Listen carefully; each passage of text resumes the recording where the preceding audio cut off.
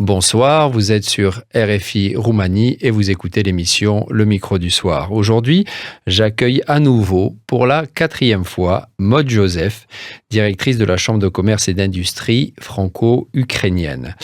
Un an après le début de l'attaque russe, j'ai décidé d'interviewer Maud Joseph une fois par an pour qu'elle nous raconte comment évolue son quotidien, comment elle vit le conflit. Elle est un peu notre correspondante à Kiev, même si aujourd'hui elle nous parle depuis Paris. Elle continue à faire des allers-retours entre Paris et Kiev. Maud Joseph, bonsoir.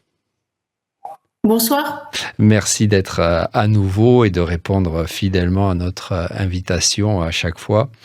Alors en juin dernier, en juin 2025, vous nous disiez qu'à Kiev, vous préférez, c'est vous qui m'avez d'ailleurs dit ça, qu'on dise Kiev plutôt que Kiev. Oui, c'est ça, parce que Kiev, c'est la version ukrainienne, c'est la traduction de l'ukrainien. Voilà. Alors vous nous disiez donc qu'à Kiev, les habitants s'étaient habitués à vivre dans une instabilité permanente, je vous cite, mais qu'ils continuent à vivre leur vie professionnelle et privée malgré les bombardements russes. Aujourd'hui, pourriez-vous quelque part préciser ce sentiment ? Est-ce que, après tout ce temps, et une sorte de résignation s'est-elle installée ? Est-ce qu'on croit encore à la paix à Kiev ? Alors, je vais revenir sur votre introduction d'abord, parce que ça fait effectivement 4 fois. J'espère qu'il n'y en aura pas une 5e, même si, en tout cas, la 5e, j'espère qu'elle sera dans d'autres circonstances.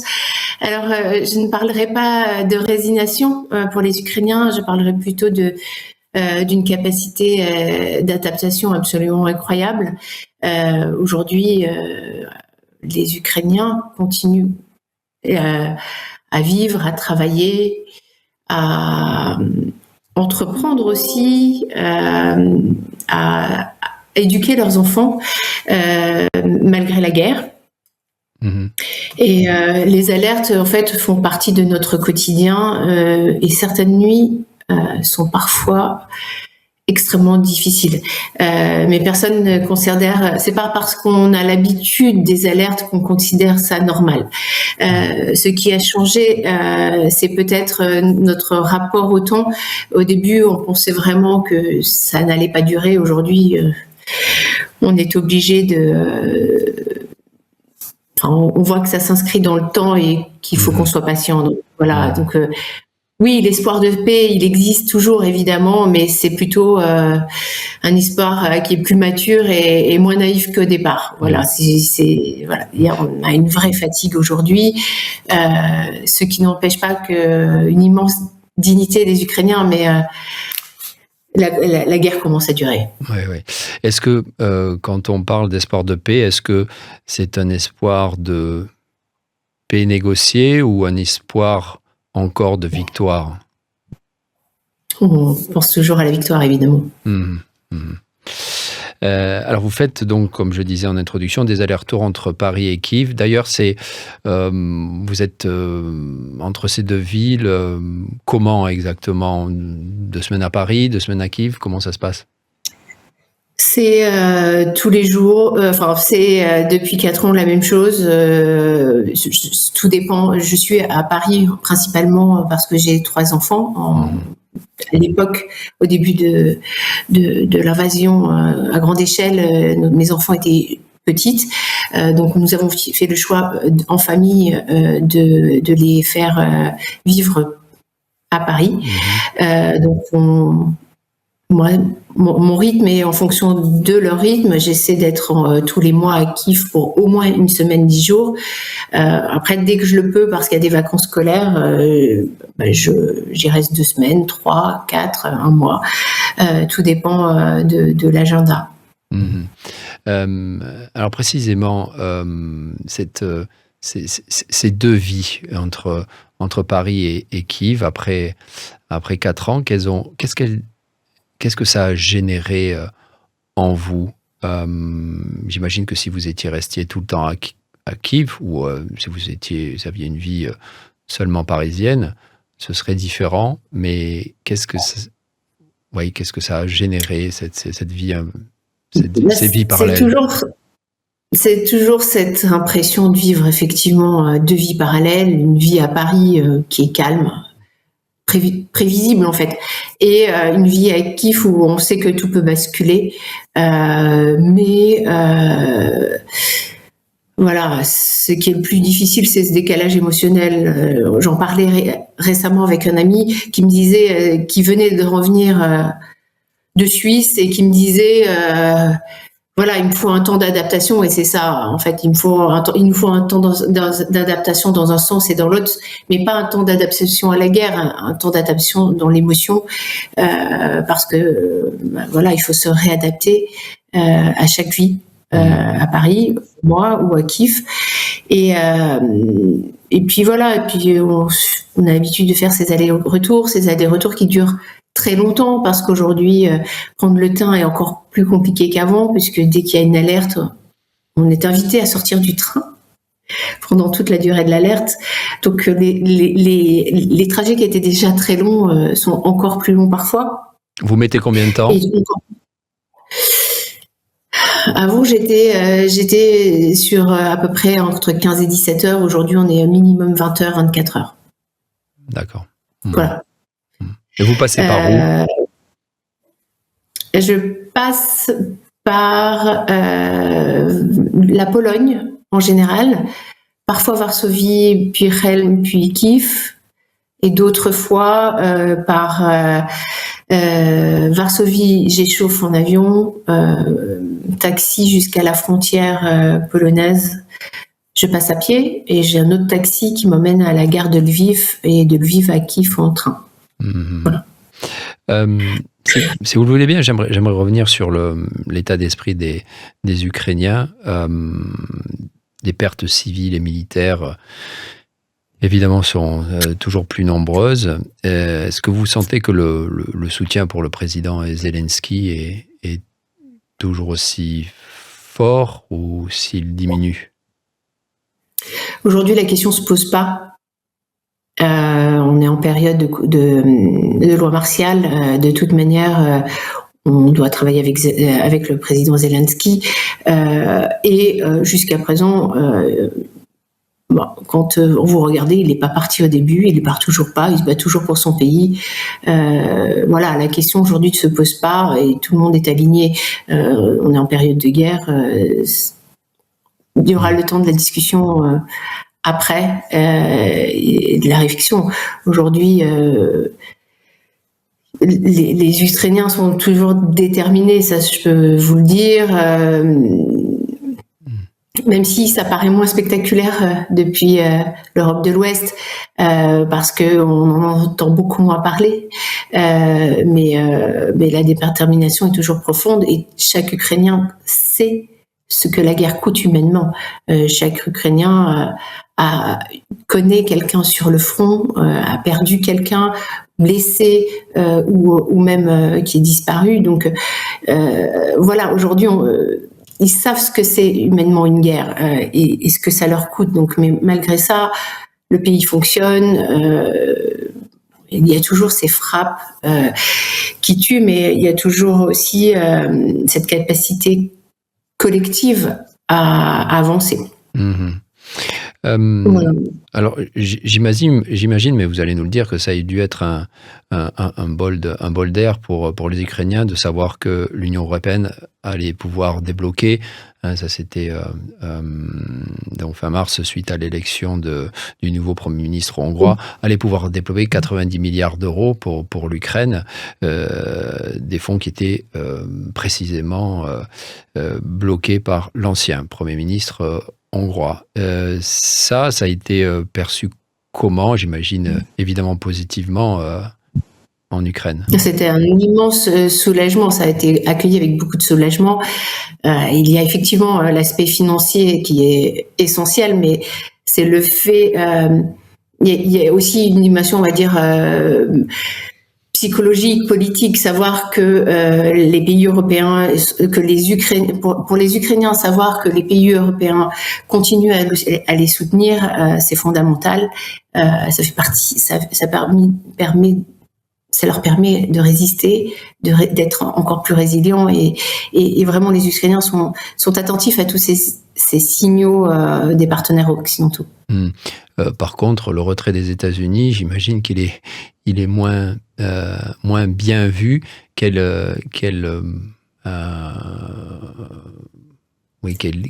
sentiment ont-ils aujourd'hui vis-à-vis de Washington et notamment de son président des États-Unis?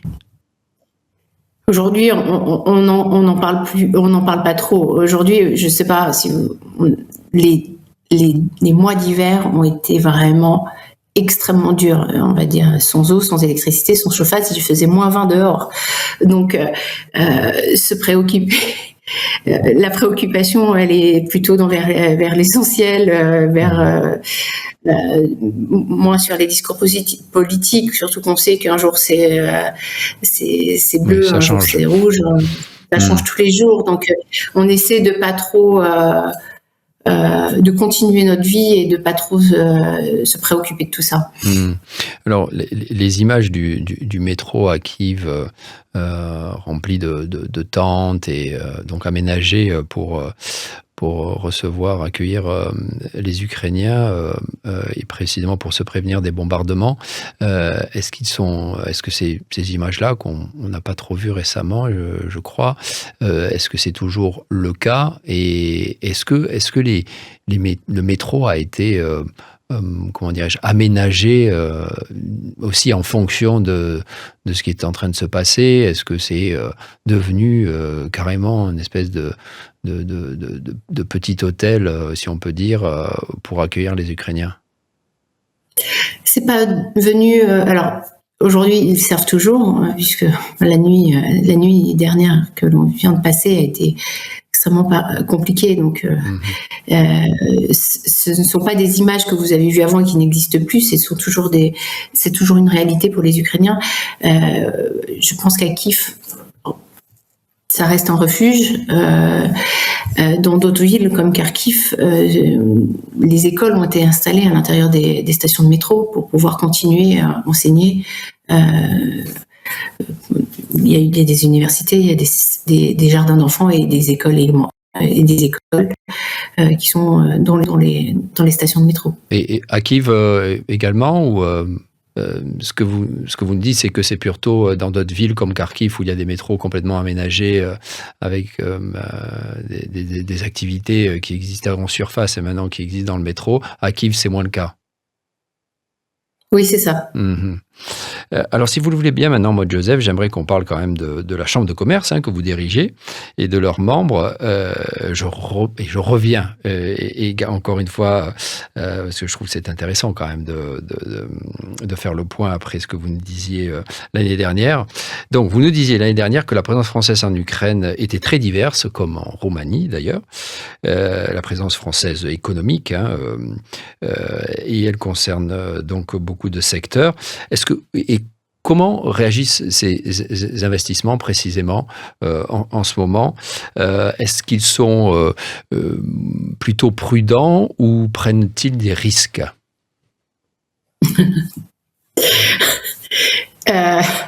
On va dire que déjà d'être en Ukraine, c'est risqué. Mais bon, les entreprises restent évidemment prudentes. Même si elles restent engagées, elles ont étonnamment appris à s'habituer à cette stabilité dans le chaos. Je ne sais pas comment vraiment expliquer ça. Les entreprises ont appris à travailler dans l'urgence, dans l'incertitude, à se remobiliser rapidement. Aujourd'hui, on se demande comment on fera plus tard, après-guerre.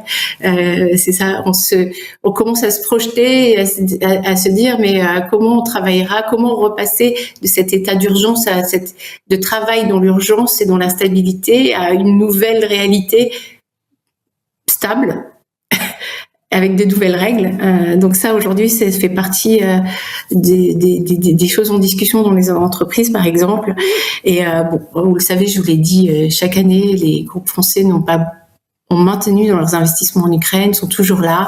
Mais il y en a qui sont partis, j'imagine, non? Pas vraiment. D'accord. Pas vraiment.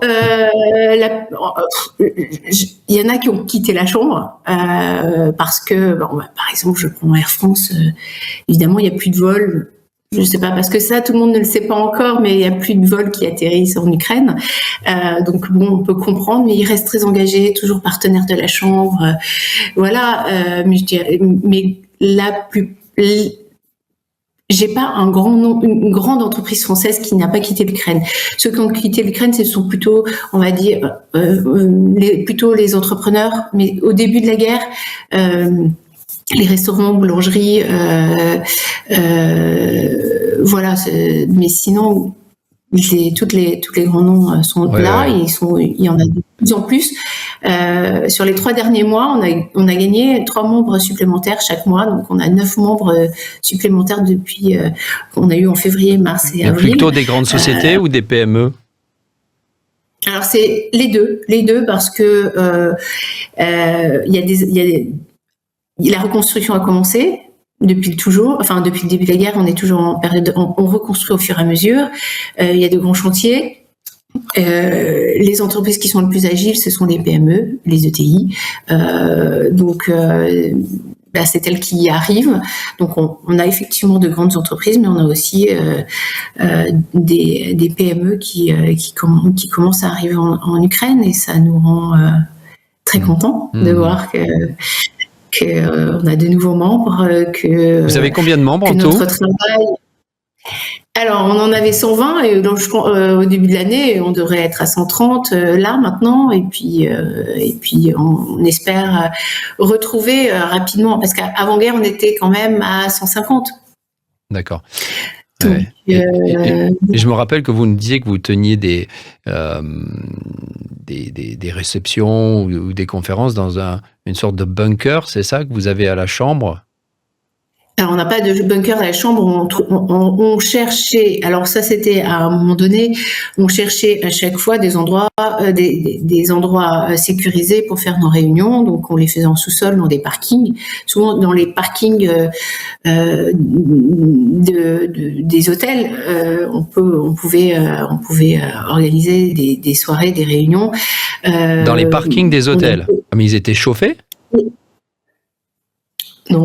Non, mais bon. D'accord. C'est quand même assez étonnant ce que vous nous dites, c'est-à-dire que tous ces endroits souterrains, en fait, ont été réaménagés, un métro, parking. Ça, c'est quand même assez étonnant. Oui. Oui, donc on s'est habitué à faire une conférence, organiser une réunion dans le parking d'un hôtel, c'est normal, quoi. C'est normal pour tout le monde. Alors après, aujourd'hui, on a un peu assoupli. L'important, c'est qu'il y ait un abri dans le lieu, puisque et que dès qu'il y a des alertes, on se déplace vers l'abri. Mais aujourd'hui, on commence à réintégrer les lieux habituels à condition qu'il y ait un abri à proximité. Mais vous avez toujours le siège administratif de la Chambre est toujours physique. Vous avez un lieu à Kiev? Oui, on a toujours notre bureau à Kiev. Un bureau, c'est en face de l'école française. D'accord, c'est dans un immeuble, c'est... Oui, c'est un immeuble, vous savez, on est une petite équipe, c'est pas comme en Roumanie. Ouais. On est une petite équipe dans un bureau.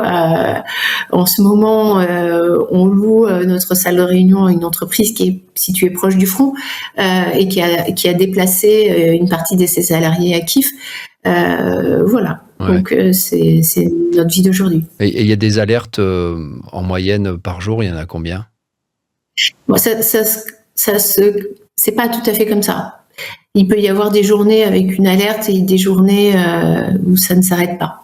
Il peut y avoir plusieurs jours plus tranquilles, entre guillemets, et des jours noirs, complètement. Et là, quand il y a l'alerte, vous sortez de l'appartement et vous allez vous réfugier? Oui, c'est ça. D'accord. Dans un bunker qui est à côté? On appelle ça des abris, mais oui. Abri, pardon, excusez-moi, oui, du bunker, pardon, excusez-moi, oui, plutôt abri, oui, d'accord.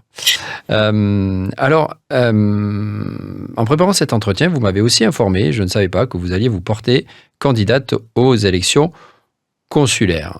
Alors, Oui. comment? Expliquez-nous et pourquoi vous avez pris cette décision?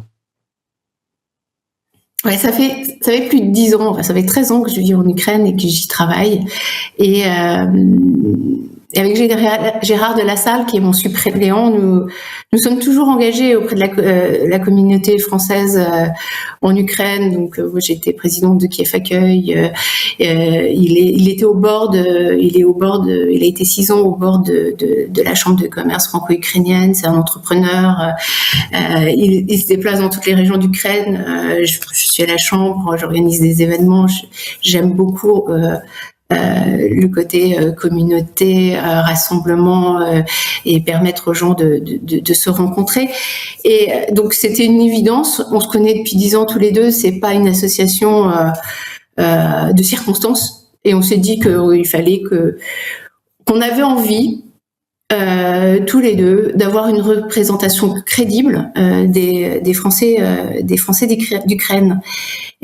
Parce que personnellement, je me retrouve pas aujourd'hui dans la représentation actuelle et j'ai envie de faire bouger les lignes, changer un petit peu tout ça. Voilà. Donc, on a envie de vous représentez. partout en Ukraine. Pardon, excusez-moi. Vous vous présentez pour quelle zone? Kiev, Ukraine, pardon. Ukraine. Pour l'Ukraine. Pour l'Ukraine en entier. Oui. Et depuis quelques semaines, nous faisons un tour d'Ukraine avec Gérard pour rencontrer les Français d'Ukraine et pour montrer qu'on sera là, proche. Et voilà. Et pour nous, aider, c'est pas nouveau. On a toujours été une porte d'entrée tous les deux pour aider la communauté française, quelqu'un qui cherche un travail, quelqu'un qui voudrait entrer à l'école française. Donc ce sont des choses qu'on faisait naturellement un peu dans le. Non, c'est une candidature conjointe. Voilà, en fait, normalement, je suis candidate, c'est mon suppléant, on a décidé de le faire ensemble. Voilà, donc et on veut rapprocher tous les Français qui soient à Lviv, à Odessa, à Kiev, à Dnipro. On veut recréer un lien, animer cette communauté, et puis. Je pense qu'avec mon expérience à la Chambre, avec mes connexions, on a envie aussi que les écoles françaises, parce qu'il y en a plusieurs en Ukraine, puissent bénéficier de tout ça, qu'on fasse créer du lien entre les entreprises et les écoles. On aimerait bien faire des forums des métiers. C'est pas parce qu'il y a la guerre que tout doit s'arrêter. Et puis c'est un mandat de 6 ans, on espère qu'on verra cette fin de guerre, qu'on pourra accueillir de nouveaux Français. Et voilà, donc on a envie d'être bien représentés, donc on s'est dit qu'on allait se présenter tous les deux. Oui. Où sont-ils bien présents, les Français, en Ukraine, à part Kiev? Ils sont surtout à Kiev, une partie à Odessa. Il y a à peu près une 60aine de Français à Odessa. Une 60aine, ah oui, c'est pas énorme. Ouais. Oui, alors les Français d'Ukraine, c'est 500 personnes. Hein. 500 personnes. Et avant la guerre? C'était à peu près c'était officiellement à peu près la même chose. Voilà. Que 500? Ah oui. Ouais. Ah, je pensais qu'il y C'est une toute petite communauté. Ah oui, c'est effectivement tout petit. Voilà. Et par rapport à la Roumanie, où, alors je ne veux pas me lancer dans les chiffres, mais je crois qu'il y a plusieurs milliers, ça depuis longtemps, de Français établis en Roumanie. Je pensais qu'il y aurait eu beaucoup plus de Français en Ukraine. Est-ce que c'est un pays qui est où le français est enseigné dans les écoles publiques ukrainiennes en deuxième langue? Il y a des écoles. Il y a même des écoles françaises ukrainiennes. Où tout est en français? Non, pas tout est en français. Oui. Et ça depuis longtemps? Depuis toujours, oui. Depuis toujours. Ouais. Donc on peut dire qu'il y a une vraie francophonie historique, disons, en Ukraine. Il y a une francophonie historique, même si aujourd'hui les jeunes choisissent l'anglais. Voilà. Comme partout, je pense. D'accord, d'accord. Écoutez, moi, Joseph, j'ai été vraiment ravi d'avoir votre témoignage une nouvelle fois. On vous souhaite de bonnes chances pour cette Merci. C'est candidature. confirmé. Vous allez repartir en voyage encore? Vous avez déjà fait le tour de l'Ukraine et là maintenant... Lviv le 19 mai, et puis après on va faire une réunion, une rencontre online pour D'accord. ceux de Zaporogie, de Kharkiv et des autres régions d'Ukraine. D'accord. Voilà. Bon, écoutez, là, l'année prochaine, espérons. De toute façon, moi, je vais vous interviewer à nouveau l'année prochaine, en espérant évidemment qu'il n'y aura plus la guerre, mais pour que vous nous racontiez votre vie en tant que conseiller des Français à l'étranger. C'est ça. Et on parlera de la vie après-guerre et Voilà. de comment on se reconstruit et on reconstruit le pays. Voilà. C'est ça, conseiller des Français à l'étranger, c'est ça. Oui, c'est ça. D'accord. Maud Joseph, merci infiniment et faites attention à vous. Je sais que vous êtes prudente, évidemment. Vous avez suffisamment d'expérience maintenant pour savoir où passer et où ne pas passer quand c'est dangereux. Bonne chance pour ces élections et à bientôt. Merci à vous, Laurent, et à bientôt. À bientôt, au revoir. Chères auditrices, chers auditeurs, c'est tout pour ce soir depuis Paris, Kiev. Et nous vous souhaitons un agréable week-end Placoute. Au revoir.